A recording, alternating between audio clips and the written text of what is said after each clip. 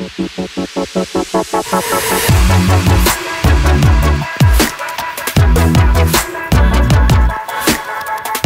everybody, my name is Tim, welcome back to the channel, and yeah, Houdini 20 is now officially out. Pretty excited, there's a lot of new cool stuff. I'm wearing my Houdini 20 scarf that I got at the Houdini 20 launch event in London. Was like 2 weeks ago. I was super excited, so MaterialX asked me to come there, and I had a great time being there, so that was a lot of fun. I did a Hive presentation there, which you can watch with the link in the description. It premieres today as well. So by the time that you're watching this, that should already be out. So you can watch it there. Sort of about the sequence that I made for the Houdini 20 launch about Karma XPU. So there's this sequence of this martini glass sort of like blasting up. And then there's like an ice cube, an olive morphing to an ice cube, etc., etc. Well, if you watch the launch, then you know what I'm talking about. I'll put it over here as well. But like there's one feature in Houdini 20 that is one of my favorite features, which was not discussed in the launch anywhere, pretty much. I put it in my Hive presentation because like I didn't see it listed anywhere. It's one of my favorite features. So that's what this video is going to be about. It's going to be about point cloud lookup in Karma. So essentially with MaterialX. Essentially, this is an attribute transfer inside of MaterialX. So we're gonna get into sort of how that works in a little bit. It's great. One more disclaimer before we get in. I want to apologize for not having uploaded anything in a while. I said I was gonna do a weekly Vellum fundamentals, which I did for a couple of weeks, and then it sort of got put on hold. Explanation for that is that I was busy with the Houdini 20 stuff. I also had work to finish, and some of you who might follow me on Twitter. If you don't, you can follow me in the description. I have tendonitis in my arm, which sort of when I started the Vellum fundamental stuff, it was getting better, and I thought, all right, it's okay. But I was sort of misdiagnosed with this, and the physiotherapist said it was a good idea to sort of start, because he thought it was coming from my shoulder. So he said, right, I need to sort of build it up also in the gym and start lifting again, which I was sort of doing easy. Anyway, I started doing that, and because it's tendonitis, that only made it worse. So I had a very difficult time to finish all the work and then also do the do any tutorials on the side. But like most of my work is now wrapped up, and I know I have time to do some tutorials again. So sorry for that. So Vellum fundamentals is going to continue next week. I'm not sure if I'm going to be able to do the weekly thing, but it's going to continue next week. So don't worry about it. Sorry again. But yeah, let's actually get into what I want to sort of discuss for this week's video. So I made a little demo scene. Let's close my thing. All right.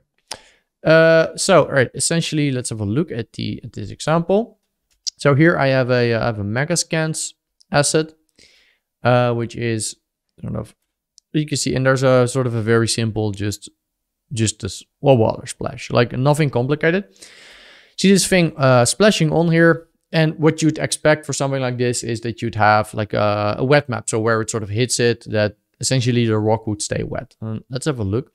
Because there's multiple ways to sort of do this. And you can see here sort of the water sort of hits it. And you can see it sort of has this, it sort of leaves this wet spot. And again, I can make that more intense or less intense, as you can see here. But the cool thing here is that this is actually sort of happening on this geometry level. So like, let's say if I hide my fluid, you see this is actually just happening on the subdivided geometry, even though my geometry here is super low resolution. This was something you could do in Mantra, but it was not possible in Karma before. And there's a new node which is not necessarily meant for this, but I started using it like this when I was playing around with Houdini 20. Like, I mean, I was in the beta and the alpha, so I've played around with it a reasonable amount. Yeah, this is very powerful. This also works in XPU, by the way, just to demo it.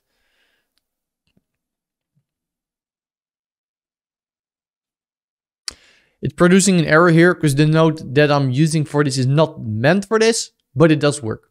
But yeah, anyway.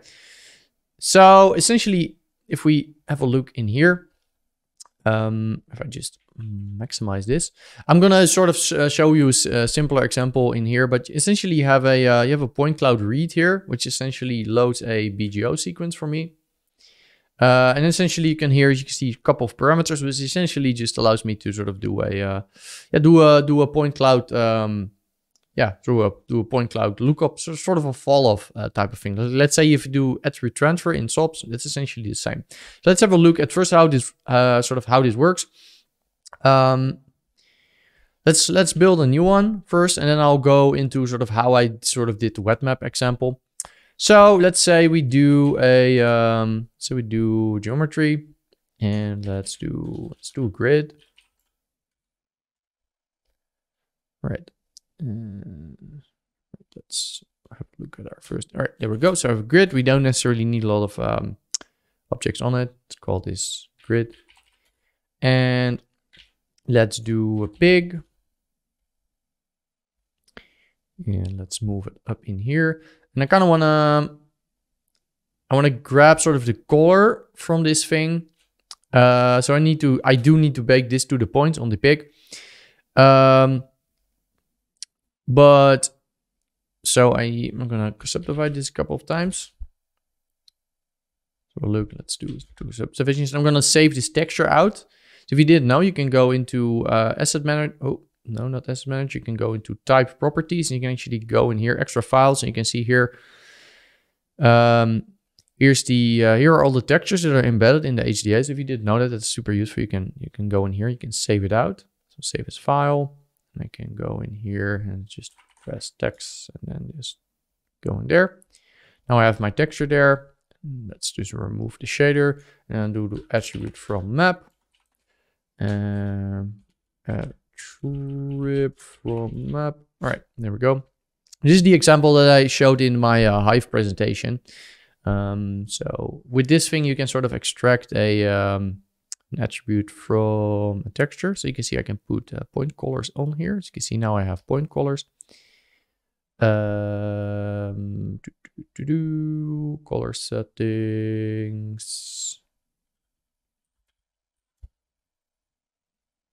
Probably increase the scale a little bit so it's a little bit more colory. All right, anyway, now we have our pig with our color attribute on here. Let's say that we just want to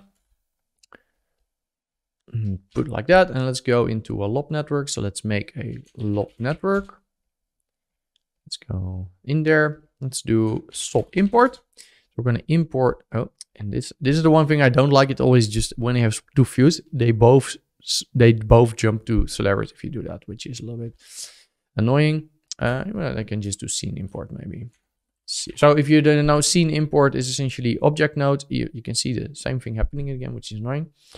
Objects, destination path, grid.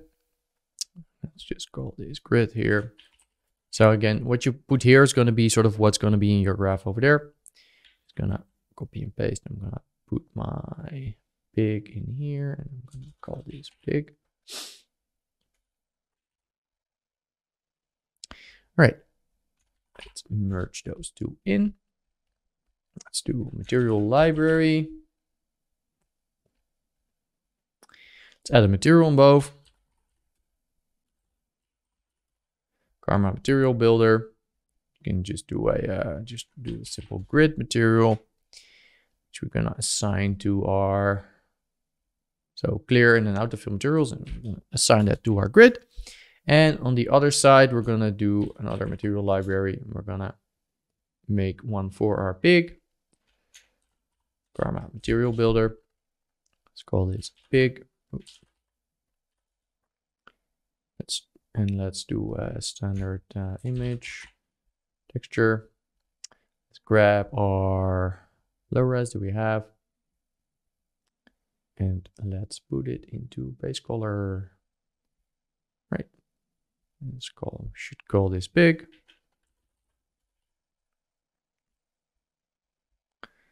And let's assign it. All right. So now if we just render we just have our textured pig here and a sort of just a simple grid. Now, there's a couple of more things that we need to do because sort of this point cloud lookup that we want to do. So essentially, if we go, because we want to do this in our grid, if we type read, it will come up karma point read.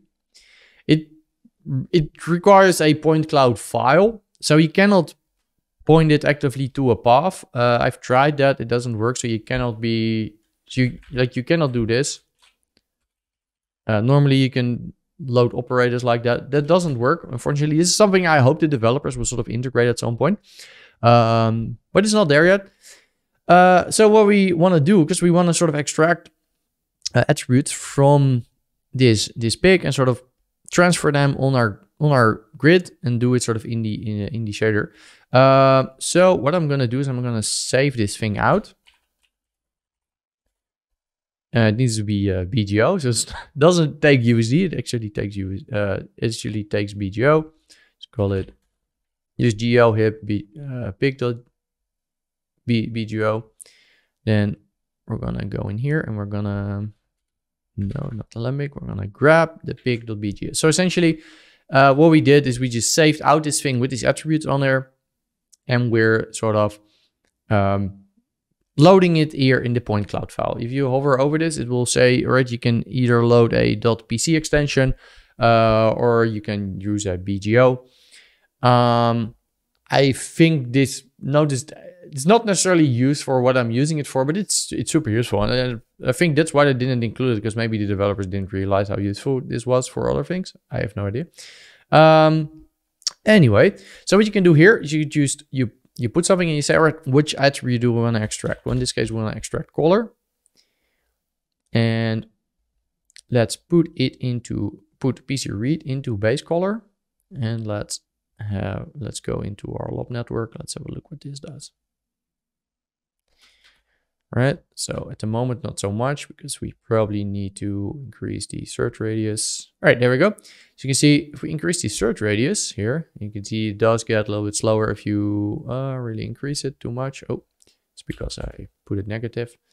But yeah, you can see we have, we did an attribute transfer. You can see this is a low resolution grid, but we're sort of transferring, there's a bunch of fall off stuff. It's not, a couple of different, yeah, I guess if we do is put it to max like that, and then we can see it sort of calculates. All right, here we see we do a little bit of an attribute transfer. You can do this with any attribute, so it doesn't need to be this. We could say let's create a regular attribute and call it cheese, because that's my favorite name to name stuff. And then we can, I don't know, let's do another one. Let's say cheese. So this is not going to be a color, so you might want to break the vector. Doesn't necessarily matter as much, but and we can, I don't know, let's put it in opacity or something like that. I don't know. Let's have a look what this is going to do. All right. Clearly a little bit problematic. Oh, wait. We didn't save it out yet. So that's the thing. You need to save it out. I guess you could make a script that will automatically sort of do this during render time, but all right. Let's first put it in something else so we can actually sort of have a better look what it does. So let's first just put it into, I guess, base, cheese, search radius. Right, here we go. And then we could like put it into opacity. All right, so you can see what we're doing. We're driving opacity with it. We have our fall off. So super cool. Now, how I set this up for my little flip sim. So essentially, because this is essentially what you do. Like if you have a like a flip simulation, you want wet maps. What you needed to do before is so let me just walk through this network a little bit so you kind of have an idea, is I have this rock here. I am remeshing it to get a lot more detail on it because we need to transfer actual attributes on here. We have sort of our simulation here. Then essentially what you normally do is you create like a wetness attribute. So wetness is 0 and then wetness is 1 on the fluid. Then you put it through something like a SOP solver, which essentially just transfers on the attribute, as you can see here. I'll go really quickly into this to sort of show you how this works. So you just have an attribute VOP here. Point cloud open, essentially it's kind of similar to this other type of point cloud. This is how you can build your own attribute transfer in VOPs. So as you point cloud open, wetness attribute added to the existing wetness attribute. So you do that from the previous frame to the input, and then you do it again from the previous input to this new one, sort of keeps adding on top. And then here I put a wrangle that if it's above 1, it's still being set to 1. So now then you transfer it on. Problem is, right, so if you cannot do these point cloud lookups inside of Karma, then you would need to write out this entire piece of heavy geometry on disk every frame, which obviously is going to get really heavy. It's going to make the renders a lot heavier. It's going to make stuff more complicated. Let's say the mesh gets swapped out or something at some point, like models change. Not ideal. But what we can do now, because we can do the point cloud lookups in Karma, we have what I'm just doing here is essentially I am scattering some points in here. So essentially just scattering points on this attribute. Scatter, if it's at 0, it will just sort of scatter it everywhere. So you kind of need to put a wrangle here that if it's below a certain threshold, choose to remove the point. So I'm just sort of scattering points here. Then I'm sort of writing out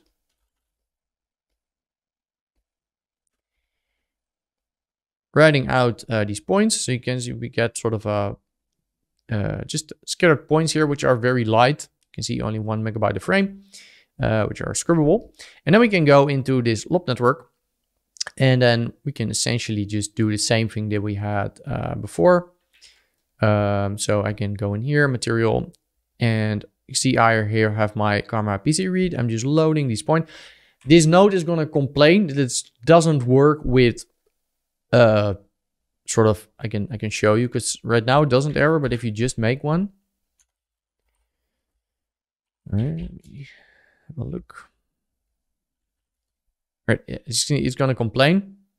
Cannot have channels which depend on time, but it does work. So I don't know. It complains, but it works. So just ignore it. That's where I think where the XPU error also comes in when you start to render it, even though it does work. So I don't know. This should just remove the error because it works fine. You can see I'm just putting. Oh yeah, by the way, this is a new thing. In Houdini 20, you have a PBR texture set now, which is quite nice. You can just put your PBR textures in here all at once, and then this should be put to normal. Anyway, so anyway, you can just put them on, and then yeah, just plug it in. But yeah, here you can see I'm sort of separating these values again. I just fit the ranges, so I sort of have control over this wetness, and then I can just put this in the base color, sort of tint down the base color intensity to sort of make it a little bit darker, and then I have one where I can sort of multiply the specularity, or like to make it more specular wherever the wetness hits, and then you get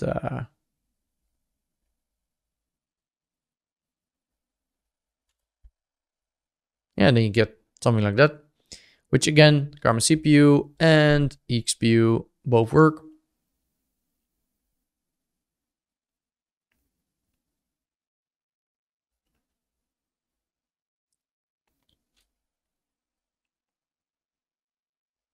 So really cool. So yeah, that's essentially it. I thought this is really nifty. This is one of my favorite features of Houdini 20, and I think it was like they should have highlighted this, because this is something I know like people probably want. Maybe if you didn't know what it was, that you didn't know that you wanted it, but now that you've probably seen it, you're like, oh, I want this, because this is super powerful. You can already imagine sort of the possibilities that opens up, that you can do these these attribute transfers inside of your MaterialX, which works both with CPU and XPU. Super cool stuff. So yeah, if you like this, give this a thumbs up. Source files are on Patreon and on Gumroad, so you can download this project if you want to look through it. And yeah, that was it. So see you next week with Vellum Fundamentals.